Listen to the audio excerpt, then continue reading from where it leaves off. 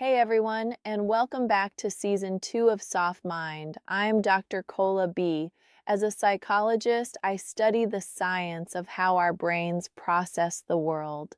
As a songwriter, I study the feeling of what it's like to live in it. Here, we do both.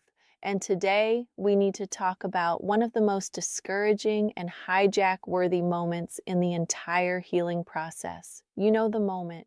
You've been doing the work, you've gone no contact, you've stopped checking their social media, you're starting to feel those first fragile flickers of peace. You finally have a good day, and then it happens. You wake up at 3 a.m., your heart pounding, your sheets twisted. You just had one of the dreams.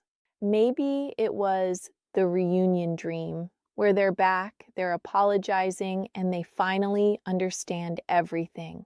Or maybe it was the good daydream where you're just together, laughing in the car, making breakfast, and nothing ever went wrong.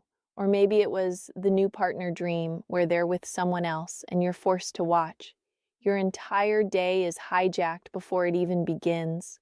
You're flooded with that same toxic cocktail of adrenaline, dread, and that treacherous, devastating hope. Your mind races. What does it mean? Is it a sign? Are they thinking of me? Is this a spiritual connection? You ask yourself, why now? Why can't I escape them even in my sleep? I'm here to give you the clinical, unvarnished truth. It is not a sign. It is a symptom. Your dreams are not a mystical connection to them. They are a biological function of you. They are not in your dreams because they miss you. They are in your dreams because your brain is working overtime to heal. Your brain isn't seeking connection, it's seeking completion. Let's break down the psychology. A breakup, especially a confusing one with no closure, is a form of trauma to your brain. It's not just an event, it's an unresolved story. It's an open loop. All day long, your conscious mind, your front office, is busy. You're working, you're with friends, you're distracting yourself. But at night, when you go into REM sleep, your subconscious brain, let's call it the night shift librarian, comes out. Its job is to sort and file all the emotional events of your life. And this breakup? It's a giant messy stack of papers on its desk with no file folder. It's a book with the last chapter ripped out. Your brain hates open loops. It has a biological imperative to solve puzzles. So, that dream where they're apologizing, that's not a prophecy. That's your brain attempting to write the missing chapter. It's trying to process the why you never got. That dream where you're fighting, that's your brain processing the anger you had to suppress. That dream where you're just happy, that's your brain processing the grief of the future you lost. It's not magic. It's cognitive processing. It's your brain's housekeeping, and right now, your house is a mess. I want to pause here because if you have ever woken up from one of those dreams and felt that wave of anxiety, if you've ever had your entire morning, your entire day ruined by your own subconscious, go ahead and hit that like button. It's an acknowledgement that this healing process is happening 24/7, even when we're asleep. It's not love, it's withdrawal. Here's the second, harder truth. A painful, inconsistent relationship, like one with an avoidant or any dynamic that leaves you guessing, is psychologically addictive. This is classic intermittent reinforcement. It's the exact same principle as a slot machine. Most of the time you pull the lever and get nothing, but every once in a while you get a small win, a text, a good day, a moment of warmth. Your brain gets hooked on the hope of the win, not the win itself. Let's be very clear about the brain chemistry. When you're in that cycle, your brain is on a roller coaster of cortisol, the stress hormone from the anxiety, and dopamine, the reward hormone from the win. You're literally getting high on the drama. You become addicted to the chaos. When you go no contact, you have taken the slot machine away. Your brain, which was addicted to those hits of cortisol and dopamine, is now in detox.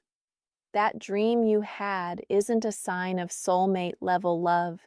It's a craving. It's your brain's desperate, subconscious attempt to get one more hit of that person. It's the neurological equivalent of a hangover. It's not romantic, it's withdrawal. And if you are ready to break that addiction, if you are ready to stop letting your subconscious be hijacked by a relationship that is over and start being an advocate for your own peace, then hit that subscribe button. See it as a commitment to your own recovery day and night. How to reclaim your sleep and your morning. So, how do you stop this? You can't just will yourself to stop dreaming, but you can change your relationship with the dreams and stop feeding them. First, you need a dream fuel audit.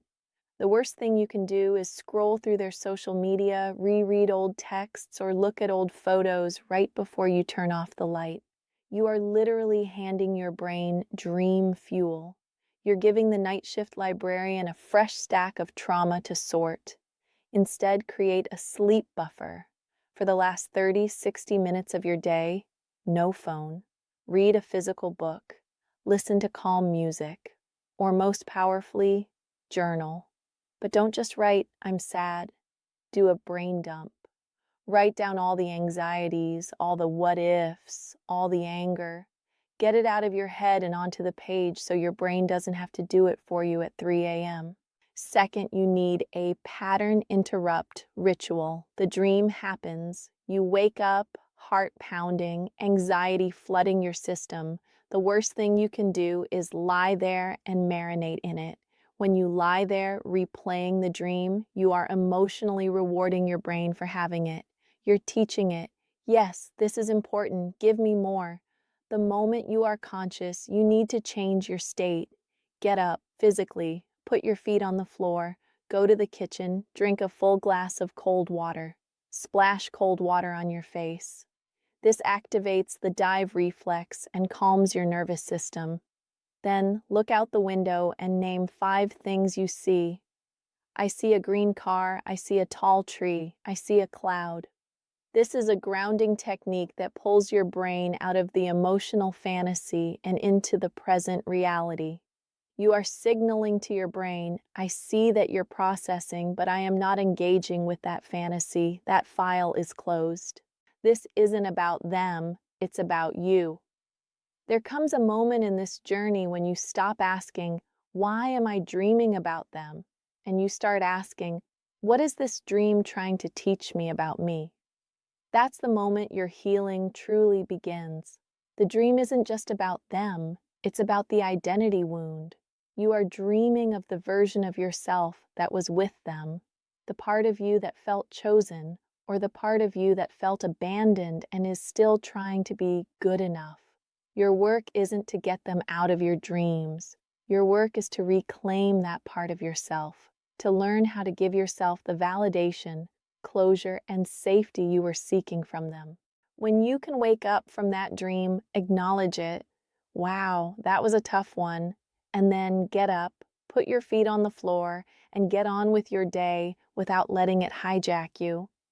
That's when you'll know you've passed the test. The goal isn't to stop the dreams. The goal is to take away their power. This is Dr. Cola B. Thank you for being here and doing the real work, even when it's hard.